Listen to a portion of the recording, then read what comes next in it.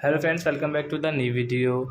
Today video title is guys, how can we on bold tags in iPhone 13 guys. You want to on guys bold tags, so as you can on. And guys, now let's see how to on bold tags in iPhone 13. In this video guys, I am going to show you. So first of all guys, you will have to click on guys your phone setting app to on bold tags. Then guys, scroll it and guys click on display and brightness setting. And guys, scroll it, then guys you can see your bold tag. So guys, when we on will bold tag, so guys you can see guys tags has changed bold tags guys, you can see in your iPhone guys. So guys, bold tags will on in your iPhone.